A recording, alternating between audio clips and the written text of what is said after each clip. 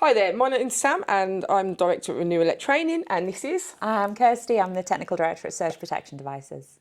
So today we are going to talk to Kirsty about surge protection devices and the roles and responsibilities around this. This seems to be a bit of a contentious issue, Kirsty, and there's many of our viewers that are a bit concerned about whose responsibility is it to monitor a surge protection device or even to check it?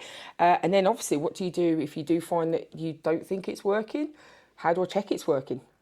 These are hopefully good questions for you, but also not too much. Yeah, so first of all, what we've got to consider is what sort of installation are you in? So if you're in a domestic installation, you've installed a consumer unit and it's got a surge protection device. Yeah. You then do a handover with the client. Yeah, so from my perspective as an electrician, I would hand them the guidance for recipients with their EIC, which quite clearly states there's a surge protective device, you should check the indicator on it. Yeah. Yeah. Simple. Yeah. If you're a facilities manager, it's a little bit more complicated because then technically you're the client as well as being the person that's installed it. Oh. So, or even if you are handing that over to a more dedicated facilities manager, you'll be checking it and you'll be looking at it. So I always suggest putting things like putting it on your emergency lighting check. Yeah. That type of situation, because you're doing that regularly anyway. So, you know, you're looking at your SPD regularly. Yeah, so we're trying to get, and I know as an industry, we're trying to encourage people that twice a year when they do their RCD checks, every 6 months they should be checking the RCDs. Because they check their RCDs, yeah, don't they? I mean, of course they do, Kirsty. Of course they do. Of course we do. So when you're checking your RCDs, then as a customer, is it not good advice that have a look at that indicator on your SPD? How do I know the indicator's good? It's green, generally. Yeah. But it will tell you on the front of the device. Usually it'll say, this is good, this is bad. Even if it doesn't say this is good, it will tell you what is bad. So usually, generally in the industry, red is failure. So red, never look for red on an SPD. It's not good. But while we're talking about checking SPDs, don't test them, not electrically. See, that was going to be my next question. So how do I know the SPD is functional? Because the indicator says it is. Okay. That's what they're designed to do. They self-indicate. It's a very simple mechanism on the inside that will change over in the event of the device no longer being active.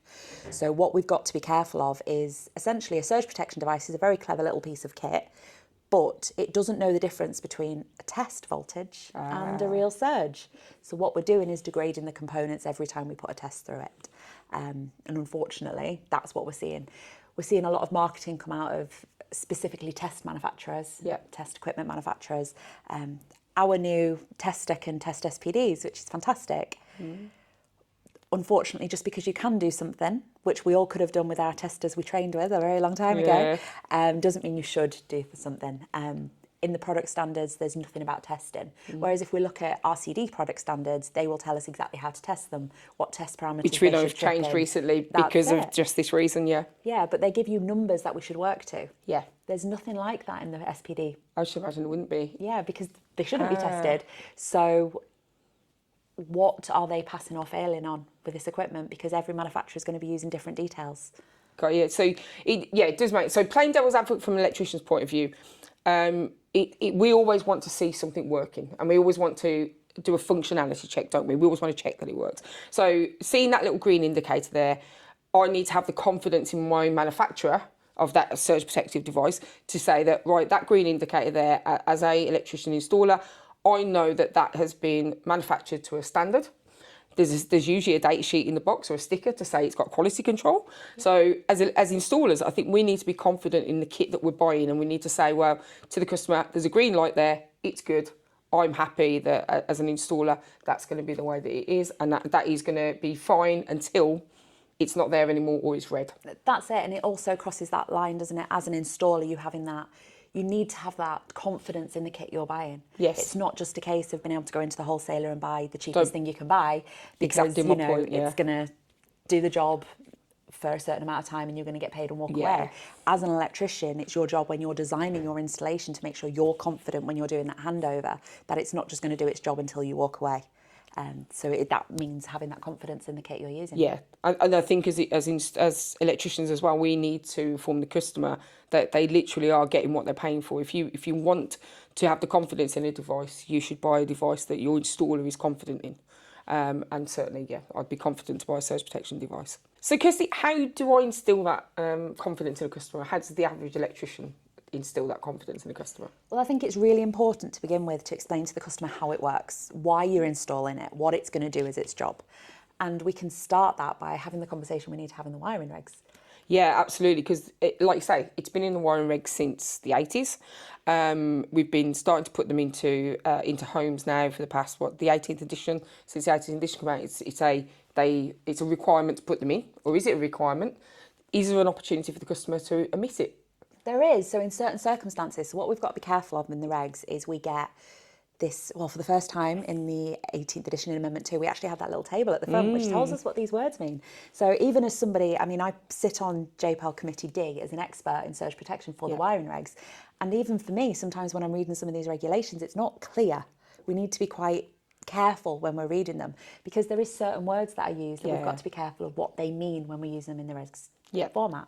Like shall. Shall is a requirement. Is a requirement, exactly. But when you go down to words like may or this could be done, then it's a recommendation, and then we're looking at things like that. So when it comes to surge protection, I live in section 443 is where I generally live. That's it. 443.4.1 is your requirements of where you need to put surge protection. So we have surge protection shall be installed, so it's a requirement where there is any risk to life or serious injury. Or any financial or data loss. Yeah, which obviously is the big talking point, this financial and data loss.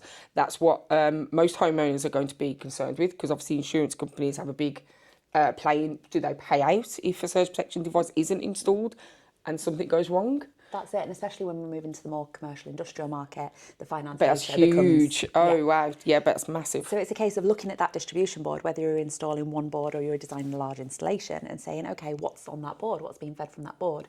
Are there any circuits on there? If they got damaged, could result in somebody getting hurt or could lose their life? Or is there any circuits on it that could lose this homeowner or this customer, if it's a big industry, is it going to lose them money? Is it going to lose the money because of lost production rather than just damage to equipment? Is it data because of server racks?